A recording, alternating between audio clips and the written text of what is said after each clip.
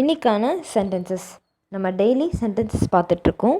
இந்த சென்டென்சஸை நீங்கள் ரெகுலராக ஃபாலோ பண்ணி ப்ராக்டிஸ் பண்ணிட்டு வந்தாலே நீங்கள் ஈஸியாக இங்கிலீஷ் பேசிடலாம். Nothing but this, nothing but this, இதை தவிர வேறு எதுவும் இல்லை. நத்திங் பட் திஸ், இதை தவிர வேறு எதுவும் இல்லை.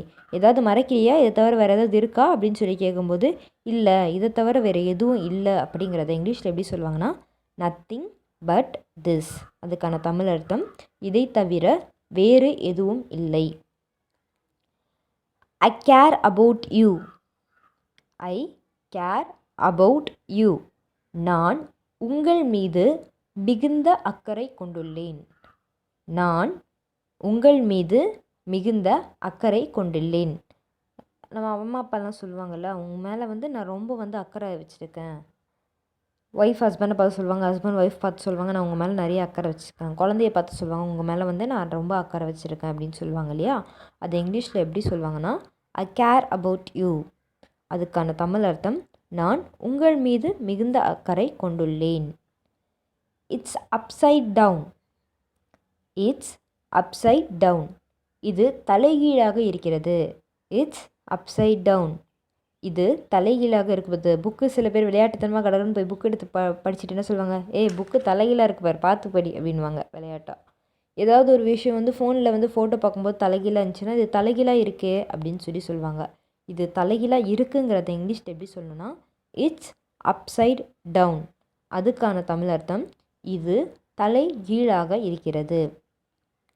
ஹவு டிஸ்கஸ்டிங், ஹவு டிஸ்கஸ்டிங், எவ்வளவு அருவருப்பானது. ஹவ் டிஸ்கஸ்டிங், எவ்வளவு அருவருப்பானது. கம்பளி பூச்சி பார்த்தியா எவ்வளோ அருவருப்பாக இருக்குது.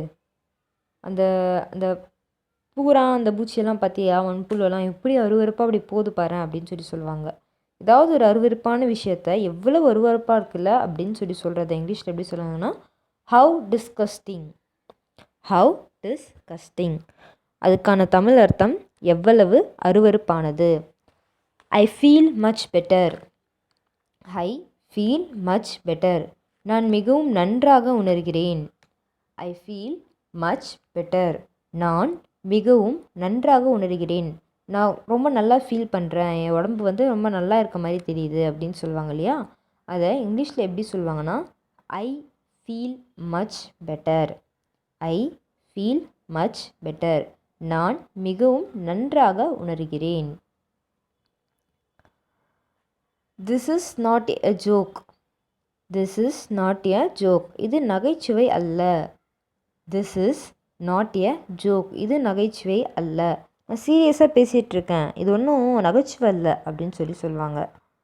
நான் சீரியஸாக சொல்கிறேன், நாளைக்கு எக்ஸாம்னு சொல்கிறேன், நான் நகைச்சுவை சொல்ல அப்படின்னு சொல்லுவாங்க. இது நகைச்சுவை அல்லங்கிறத இங்கிலீஷில் எப்படி சொல்லுவாங்கன்னா this is not a joke. அதுக்கான தமிழ் அர்த்தம் இது நகைச்சுவை அல்ல. Is a truthful man, is a truthful man, அவர் ஒரு உண்மையுள்ள மனிதர். இஸ் எ ட்ரூத்ஃபுல் மேன், அவர் ஒரு உண்மையுள்ள மனிதர். அவர் உண்மையான மனுஷன், நேர்மையாக நடந்துப்பார், அவர் கேரக்டர் வைஸ் நல்லவர். அவர் உண்மையான மனுஷங்கிறத இங்கிலீஷில் இஸ் எ ட்ரூத்ஃபுல் மேன், அவர் பொய் சொல்ல மாட்டார் அப்படிங்கிறத இஸ் எ ட்ரூத்ஃபுல் மேன் சொல்லுவோம். அதுக்கான தமிழ் அர்த்தம் அவர் ஒரு உண்மையுள்ள மனிதர். Get him here, get him here, அவனை இங்கே அழைத்து வா. கெட் ஹிம் ஹியர், அவனை இங்கே அழைத்து வா. என்ன அவன் வெளியே நின்றுட்டுருக்கான், அவனை கூட்டிகிட்டு வா உள்ள, அவனை கூட்டிகிட்டு வா உள்ள அப்படிங்கிறத இங்கிலீஷில் எப்படி சொல்லணும்னா கெட் ஹிம் ஹியர். அதுக்கான தமிழ் அர்த்தம் அவனை இங்கே அழைத்து வா. Whose act is this, whose act is this, இது யாருடைய செயல். ஹூஸ் ஆக்ட் இஸ் திஸ், இது யாருடைய செயல். இது யார் உடச்சி வச்சுருக்கா, இது யாருடைய செயல். இந்த கேஸை யார் ஆன் பண்ணி வச்சது, இது யாருடைய செயல் அப்படின்னு கேட்போம் இல்லையா. அது இங்கிலீஷில் எப்படி கேட்போம்னா ஹூஸ் ஆக்ட் இஸ் திஸ். அதோட தமிழ் அர்த்தம் இது யாருடைய செயல். Should I go now, should I go now, நான் இப்போது போக வேண்டுமா. ஷுட் ஐ கோ நோ, நான் இப்போது போக வேண்டுமா. ஏதாவது கடைக்கு போகணும், நான் இப்போ போகணுமா, அப்புறமா போகிறோமே அப்படின்னு சொல்லுவோம். காலேஜ்க்கா நான் இப்போ போகணுமா அப்படின்னு சொல்லி கேட்போம்ல, நான் இப்போது போக வேண்டுமா அப்படிங்கிறது இங்கிலீஷில் ஷுட் ஐ கோனோ. ஏதாவது ஒரு வெளியே நின்றுருந்தோன்னா நான் இப்போ போகலாமா உள்ள, நான் இப்போ போக வேணுமா, நான் என்ன தான் அழைக்கிறாங்களா நெக்ஸ்ட் மேனேஜர் அப்படின்னு சொல்லி கேட்பாங்க இல்லையா, அதே இங்கிலீஷில் ஷுட் ஐ கோனோ. அதுக்கான தமிழ் அர்த்தம் நான் இப்போது போக வேண்டுமா. வீடியோ பிடிச்சிருந்தா சப்ஸ்கிரைப் பண்ணுங்கள், லைக் பண்ணுங்கள், ஷேர் பண்ணுங்கள், கமெண்ட் பண்ணுங்கள். வீடியோவை ஸ்கிப் பண்ணாமல் பாருங்கள். தேங்க்யூ.